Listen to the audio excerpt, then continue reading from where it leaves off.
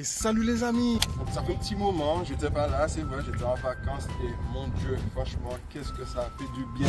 Mais aujourd'hui les amis, on va parler directement de la Kyosho Phaser MK2, la version rallye, car oui, cette voiture on la connaît sous plein de modèles différents, il y a des Alpine, il y a des Subaru, il y a des Dodge, donc franchement, il y a pas mal de modèles. La version rallye, plus précisément, où le châssis a vraiment été upgradé pour le rallye, ben, elle n'est pas trop connue. Et franchement, j'ai eu la chance d'en avoir une, pas trop chère, dans les mains de mon pote Spawny, c'est lui qui m'a trouvé le bon plan. Et franchement, cette voiture, elle est pas mal, bien que en la regardant, ça fait peut-être un mois et demi que je l'ai. Mais franchement, je ne l'ai pas encore roulé vraiment. Je l'ai essayé une fois, mais il y avait un problème de récepteur. Là, tout a été changé, elle fonctionne nickel. Et rien que visuellement, c'est quelque chose. Donc, on va aller voir tout ça, les amis. La radio est déchargée. Tu crois ça? Malheureusement, les amis, c'est ma faute. Je n'ai pas chargé la radio. J'ai décidé de passer sur une batterie. Et je ne l'ai pas chargée tellement j'ai vu qu'elle tenait. Et puis là, d'un coup, quand je l'ai allumée, elle était à 5%. Là, je l'ai laissé allumer pendant que je faisais la vidéo. Et malheureusement, elle est déchargée. Donc on va essayer de faire vite parce que franchement j'ai pas de pile sur moi, sur la main, j'ai rien du tout là. Donc on va essayer de faire vite les amis. On va vite faire voir à l'intérieur pour montrer en quoi cette Phaser a des particularités de voiture de rallye et pourquoi les autres ne l'ont pas. Donc, si tu peux t'approcher s'il te plaît. Donc on va enlever la carrosserie dans le bon sens, puisque oui, il y a le système LED qui est branché, donc je ne peux pas juste enlever la carrosserie comme je fais d'habitude et la poser sur le côté. Donc voilà, donc déjà on peut voir que, bon, oui déjà on peut voir que, je le précise, c'est une voiture d'occasion, mais en très bon état. Toute la visserie a été changée pour de la visserie de meilleure qualité. Les pièces en plastique comme les fusées ont été changées, donc vraiment pas mal, cardan renforcé, en brocheless les amis, donc pas mal. Donc revenons sur nos moutons. Je disais, donc première amélioration qu'on peut voir qui change de la version d'origine, c'est qu'il y a le cache en lexan pour protéger des projections de pierre. C'est super efficace parce que j'ai pu la tester vite fait quand j'avais le problème de récepteur. Ben franchement, ça fait son job. En plus, il est fourni avec la voiture. Franchement, c'est que demander de plus. Et il y a quoi encore qui a changé?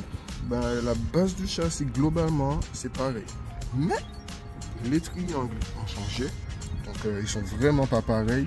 C'est plus adapté pour avoir un grand débattement. Parce que comme vous pouvez le voir, la voiture elle a un grand débattement. Franchement, ça rend la voiture vraiment plus permissible en tout terrain. D'où pourquoi c'est une version rallye. Et franchement, j'ai plusieurs tamis à TT02 et ça n'a rien à voir. Franchement, là, on peut dire qu'on fait du rallye. Et selon moi, en un dixième comme ça, c'est rare hein, les voitures vraiment faites pour le rallye comme ça. Je pense qu'il y a la Charisma aussi, mais je ne l'ai jamais eu, je ne l'ai jamais vu, donc je ne pourrais pas vous dire. Mais il y a aussi d'autres particularités, comme regardez juste là, le pare-choc à l'avant, il est différent, il est plus haut, comme ça il ne vient pas embuter avec les obstacles qu'on peut trouver. Profitez-en les amis pour regarder la magnifique carrosserie de l'intérieur. On peut remarquer qu'il y a des light buckets à l'arrière, donc ça fait un effet beaucoup plus réaliste, c'est un simple autocollant.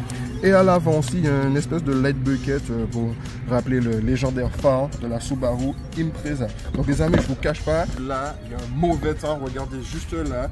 Les nuages gris. Donc je vais faire vite de vous faire la vidéo histoire de vous présenter quelque chose de potable pour mardi. Donc je vais lui remettre sa carrosserie. Profitez pour observer. Non franchement, on va faire un tour du propriétaire quand même. Je n'ai pas encore l'éclipse. Hop, on va faire un petit tour du propriétaire. Regardez les amis, oui c'est pas conventionnel de commencer par l'arrière. Mais franchement, elle est trop belle. Regardez, magnifique. C'est ce que je vous disais, les light buckets. Donc c'est beaucoup plus réaliste qu'avec les autocollants. Et regardons à l'arrière, vous voyez comment c'est magnifique. Franchement, ils ont tout pensé sur cette voiture.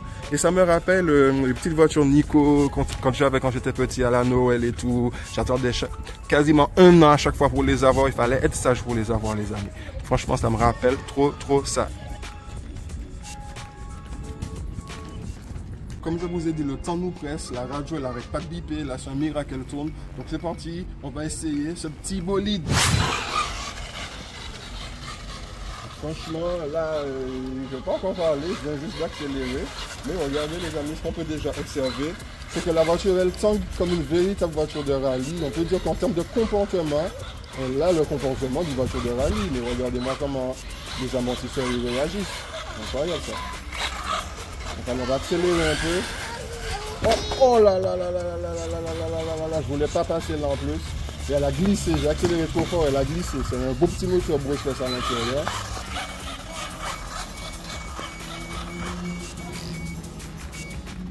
Malheureusement les amis, la radio elle s'est déchargée, c'est mort, j'ai même pas eu le temps de rouler, même pas 2 minutes, mais je me suis dit je vous sors quand même cette vidéo parce que j'ai vraiment pas le temps d'en faire une autre. Regardez le temps derrière moi et tous les jours, tous les derniers temps comme ça, c'est comme ça en Martinique, c'est pas évident, il n'y a pas la bonne météo.